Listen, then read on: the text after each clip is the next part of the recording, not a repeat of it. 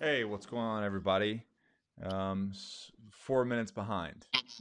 Sorry, but I'm about to get into it with Mike. As usual, give me a thumbs up, drop me a comment, let me know that everything is working efficiently. And oh, there we go. Bingo.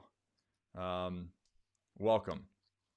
So, real quick, we are going to play the intro for this session. So, just for those that didn't realize that I shaved my head, um, is this is the reason why. So, episode one of the 60 sessions in 30 days is live. Currently, tonight will be my 20th session in 10 days. So, uh, it'll be a third of the way through. So, what I've got here is and episode two is going to go live tomorrow on YouTube. But, Nate, you'll be all right, man. um, but I want to play this, and then I want to get into with Mike, who's a black belt in BJJ, my protocol with core, and kind of how they're helping me kind of keep this body together and keep me moving for the rest of the month. So, all right, here we go.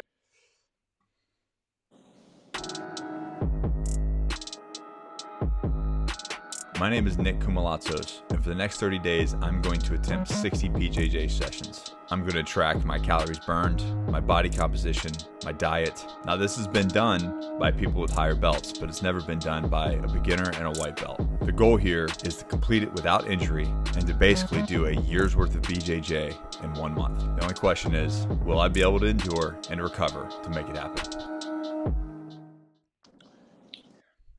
And be able to recover is a big part to do with core med. Hi, guys. Hey, how are you? So, what's your initial thoughts on here? I'll turn off the protocol real quick.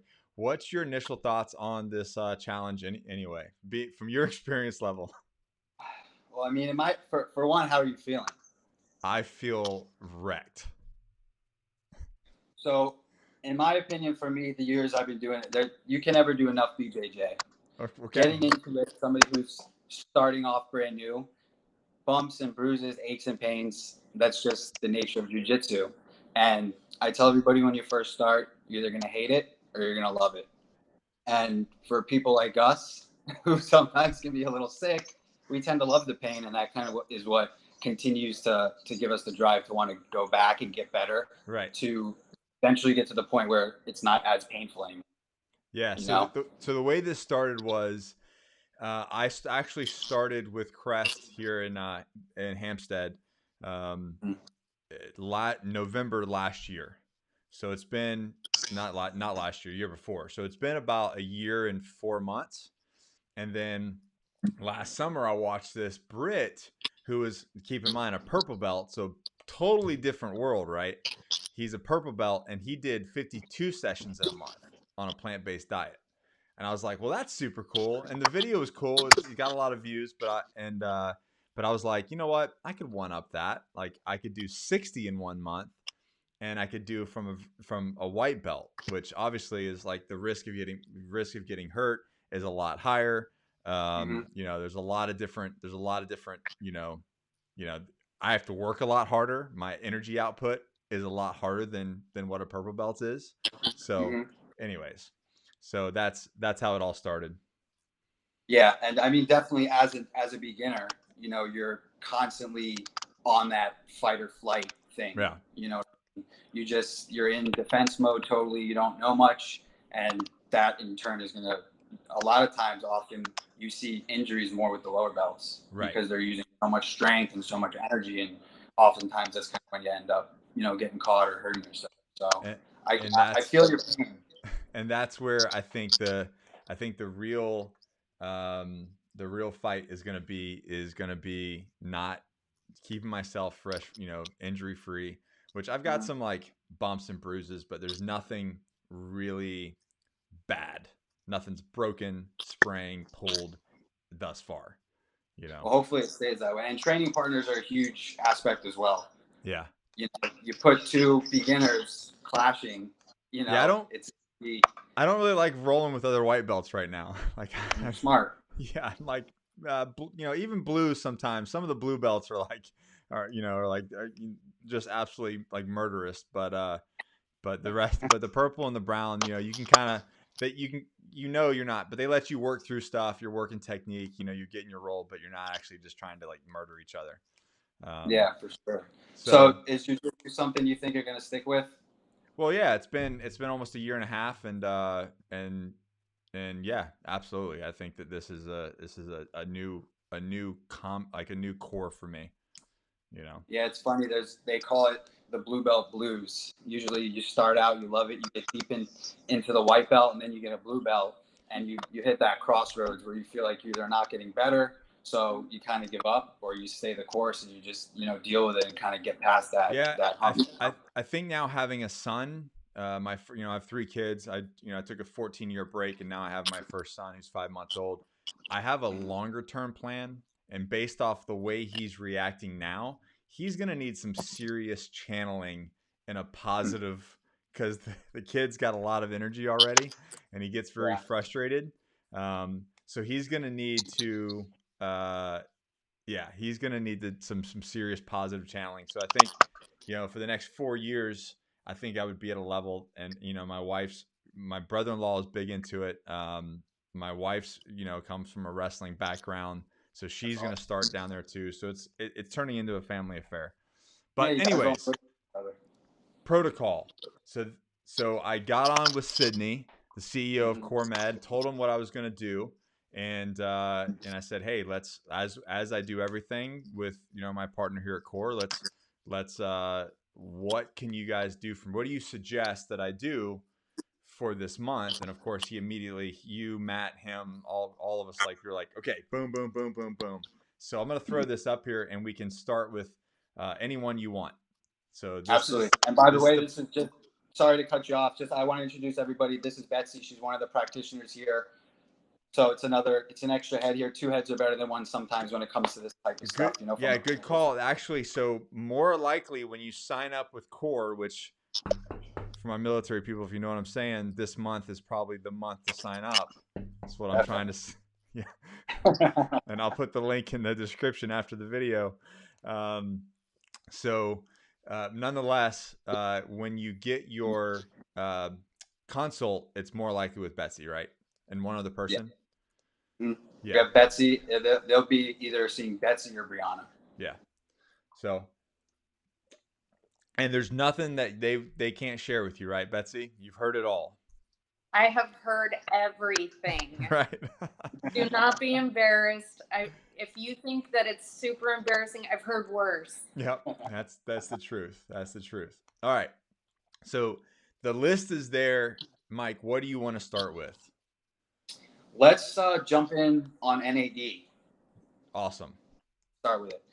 So I want to start with NAD first off because we could literally sit here and talk about NAD for 3 hours. I mean, there's just so many things to talk about. I first heard about NAD on a podcast from a guy named Ben Greenfield, and I really didn't know much about it. But luckily, it's one of those things that now is starting to get a lot more spotlight. And NAD literally is probably responsible for almost or plays a key role in everything in the body. So, first thing you learn in, say, sixth grade science, you learn about cells. Cells are in everything. They're in your brain, they're in your heart, they're in your bones. Inside your cells, in order for your cells to do their cellular activities, they need NAD. Okay. So without NAD, cells can't do what they need to do.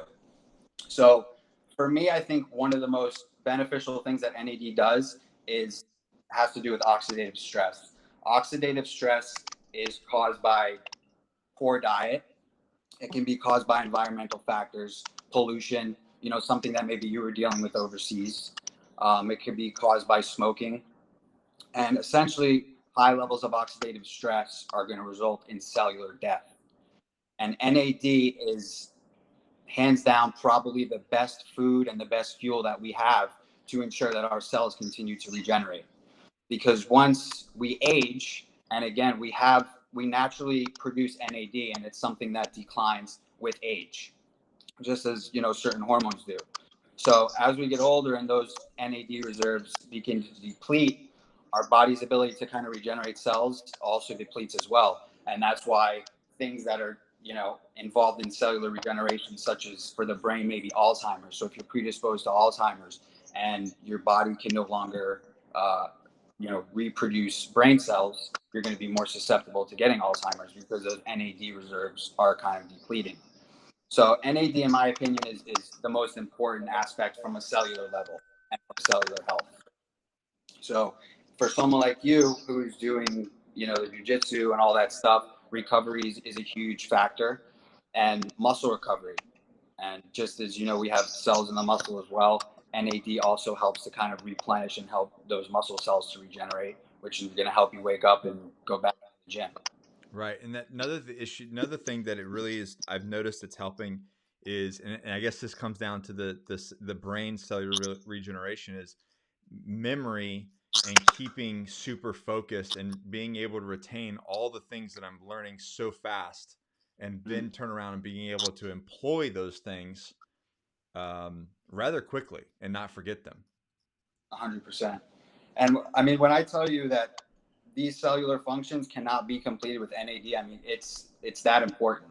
Literally, your cells need NAD to do what they need to do. So, Awesome. yeah, luckily now it's way more mainstream, and you know, intravenously tends to be the best method of administration. But injectable's the next best thing. That's a good point. There's two ways to take it, right? The way I'm taking Yeah. it, and then what you guys do down there. Yeah, intravenously, it's a little bit longer of a process. It's about a 2-hour, you know, very, very slow drip. There, you'll find oral supplements for NAD online, but like a lot of things, the bioavailability of NAD when you take it orally, I mean, just save your money. You know, it's really not going to be that effective. So I'm taking it like it says right here. I'm taking it with a like an insulin syringe 3 times a week. Yeah, a half-inch insulin syringe 3 Yeah. times a week. Put it into the glute, you know, a bigger muscle area, and that should, you know, get you a sufficient, you know, amount that you need each week. Okay. You want to talk about the is that good for NAD? Yeah, that's I it. think Do you want to have anything to say about NAD? I mean, everything that I've been reading about NAD and hearing about NAD, it's, I mean, the building block of life. Going through the ATP process, if you remember from anatomy and physiology classes, as well as people just remarking on the mental clarity, like you had mentioned, being awesome. Yeah. So I think the next biggest one is the BPC 157. The old Wolverine peptide. Yeah. So BPC 157, it stands for body protective compound. And essentially there's peptides, which are chains of amino acids and proteins. And we have different peptides for different things in the body. For example, you have peptides that help to secrete natural growth hormone production. You have some peptides that help with sexual dysfunction. You have some peptides that help, you know, stimulate the body to go into lipolysis or fat burning. And then you have this particular peptide, BPC 157, which its main goal is strictly to help increase, first and foremost, the production of collagen, which is going to protect your joints. It's very important.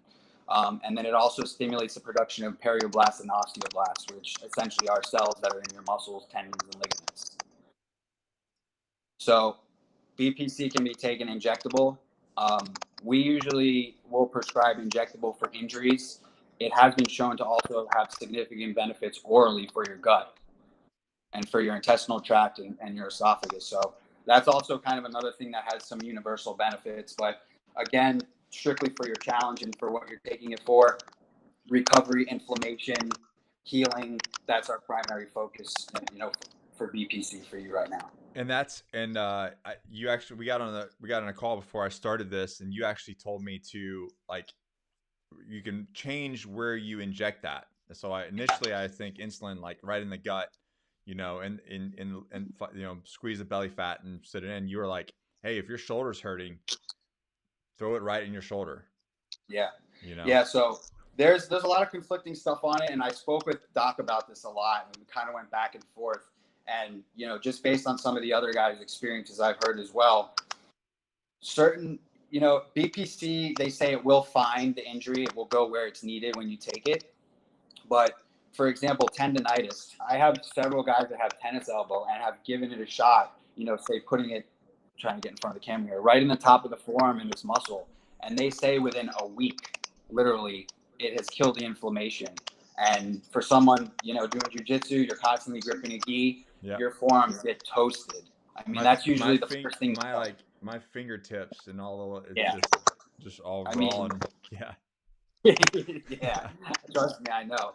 So from a tendonitis, tennis elbow standpoint, it has been shown to be really effective in the top of the forearm and the shoulder as well, just right in the delt.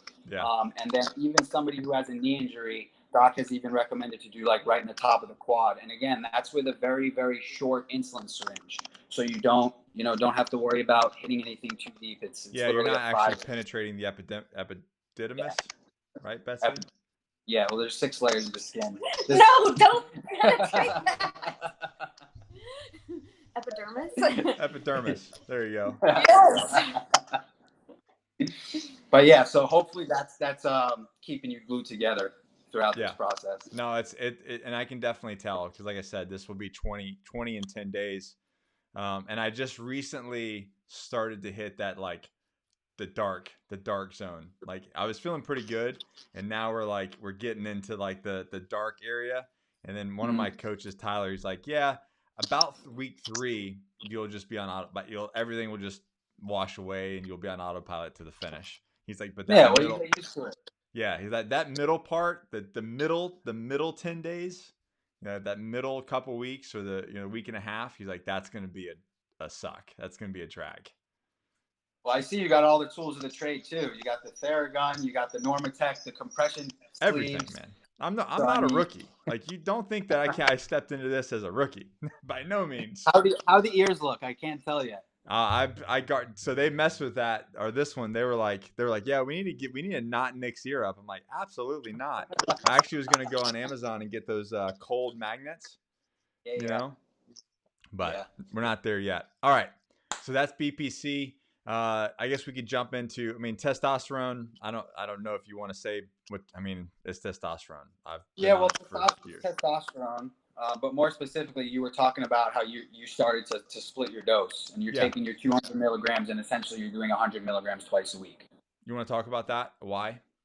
Yeah. So, I mean, I can kind of give a little bit of experience from what I hear, and then she can kind of delve into it as well.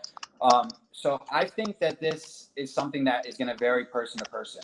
Honestly, you have some people that are fast metabolizers, some people that are slow metabolizers. The benefit to splitting the dose, in my opinion, is you're eliminating so much of a spike and so much of a decline, and you're kind of keeping more of a little bit of an even keel throughout the week. I've actually, over the years of me doing this, I've actually noticed the feeling of that. Yeah, absolutely, 100%. So somebody who maybe takes a shot, say on a Monday, who's doing it once a week, and by Thursday they're just feeling sluggish, kind of reverting back to how they were feeling before starting. That is your perfect candidate to say, hey, maybe you should try splitting the dose. Yeah. And kind of splitting it out. And it's tough.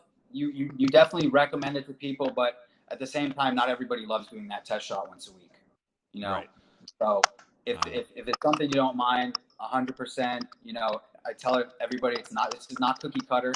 One way works great for you, it may not work the best for me. Find your sweet spot. If it works, stick with it, and you'll be good. Yeah. And then you want to talk about the difference. Well, what the purpose of HG? I mean, these guys have probably heard me beat this to the ground, but the purpose of HCG are I've never used the gonadrolin. Gonadorelin. Yeah. So what that is and the reasons why that you incorporate, and this is, so Mike, so just so you know, you've probably heard it before, but this is where a lot of clinics, especially the VA, get this wrong because they'll issue testosterone, a very low dose, like 50 milligrams or 25 milligrams, every 2 or 3 weeks. Yeah. But then nothing else, Yep. So explain what HCG does and why it's important. So HCG serves 3 main functions. Number 1 is it preserves fertility. If you are, on the younger side and, you still want to have kids, HCG is definitely crucial. And there are some, doctors that, I've heard patients say, oh, HCG you don't need to take while you're on therapy, or it's only important after therapy. And some think it's not even important at all. But the fact of the matter is, when you're on testosterone for a long period of time, say you're on it for 2-3 years, and you're not taking HCG, and you decide one day, say, hey, break, your testes may be in such like a state of atrophy at that point that it's really a crapshoot if your natural production is going to wake back up again.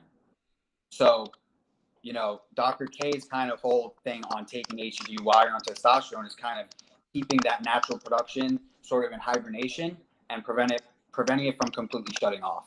Right. So if there is a point in time where you decide to take a break, or you want to just, kind of give a break from the shots, you have a better chance of, waking and re-stimulating your body's production. So that's number 2, aside from the fertility. Number 3 is more of an aesthetic thing. When you take an exogenous form of testosterone, our natural production will become suppressed. And some patients, not everybody, may experience some testicular atrophy, where they may notice that their testes become a little smaller. And HCG is something definitely that will help to prevent that as well. So those are the 3 big ones. Pretty much summed it up right there. Yep. And you can get that with either one of those medications, right? I know we had a shortage of HCG for a while, so we had another medication. There's your creatures of habit, myself included, who are just used to doing what we do, don't hate change. Our protocol works great. We don't want to change it. Right. So luckily, HCG is available again. And I always butcher this, the anti-E twice a week. The anastrozole. Anastrozole, there it is. Yes. Again, something, and Betsy can touch on this too, estrogen is super finicky. So the doc will usually, start everybody on a dose kind of based at where their labs are. Everybody converts estrogen. You're taking your 200 milligrams of testosterone a week. Some of that, unfortunately, is going to convert to estrogen. To ensure that we don't convert too much estrogen, we need to take our estrogen blocker.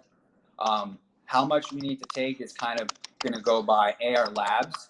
And, when myself and the other patient coordinators check in on you guys and, see how you're doing, and you kind of give us feedback, if there's anything, that we can relay back to the doc that he thinks may be estrogen related, typically he will say, hey, let's get an estrogen test, see where you're at. And if the dose needs to be adjusted at that time, then he would do that. But mostly everybody needs a little bit of an anastrozole, because we can't have our estrogen too high, and at the same time, we can't have our estrogen too low. So again, that's finding the sweet spot. I like that you said that, because a lot of times people think that for estrogen in men is completely bad. You want no estrogen, and Betsy, that's not the case, correct? Like, it actually does a lot of good things for us. Yeah, I think just the whole connotation of like estrogen is a woman's hormone. You need some, because I've had guys be like, everything's perfect, but I still am having erectile issues, low libido issues, and their estradiol levels in the toilet. And it's like, that's why you need some. Like, yeah, they just don't want to. They don't want to feel like they need to have it, and too much is not a good thing either. So it's just the balance.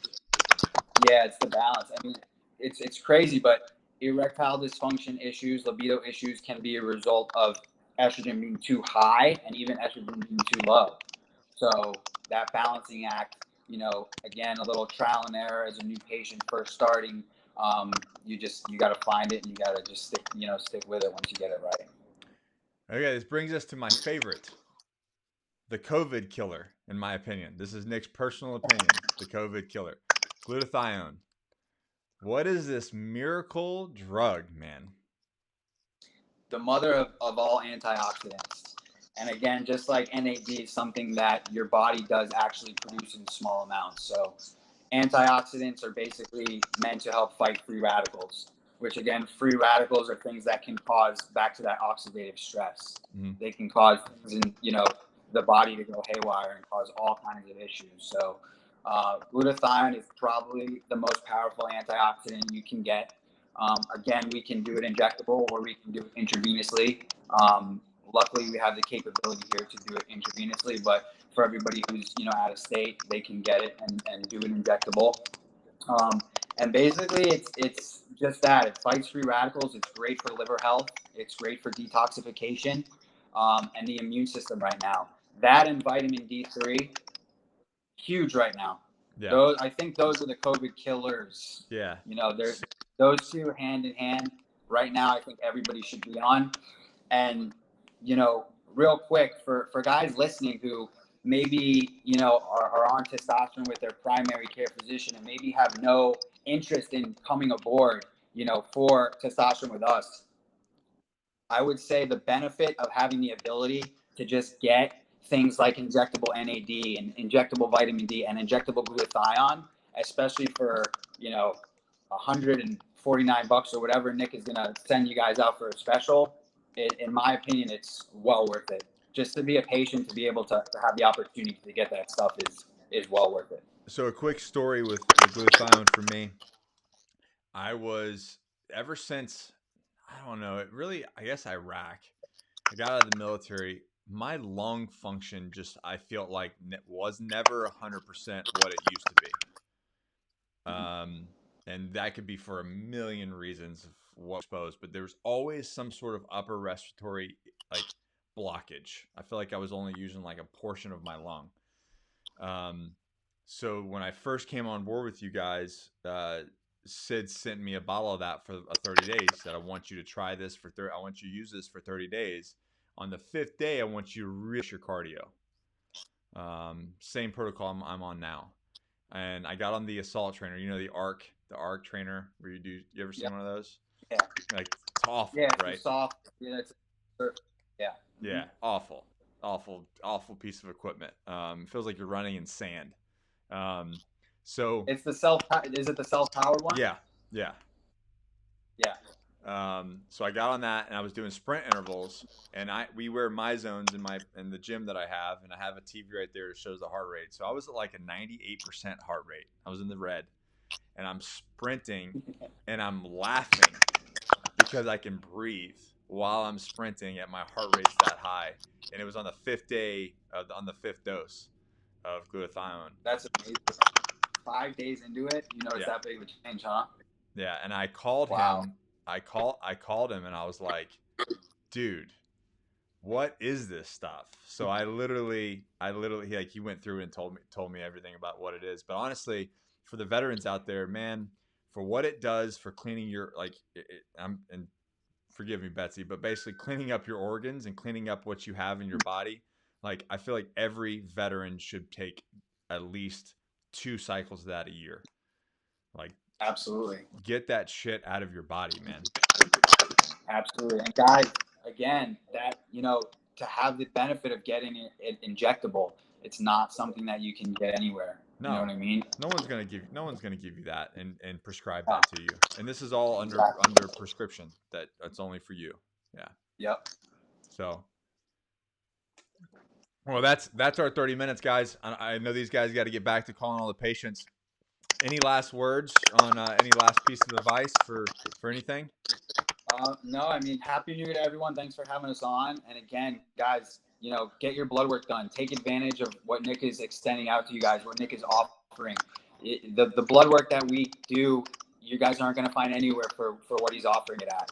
So get it done, get in there, see where your levels are, see where you're at. And, you know, if there's something else that we can help you with to achieve your goals, maybe that's, you know, in another realm of testosterone, just please let us know. Excellent. Thanks, Betsy. Thanks, Mike. Thanks, guys. See ya. Telehealth. See ya. I mute them.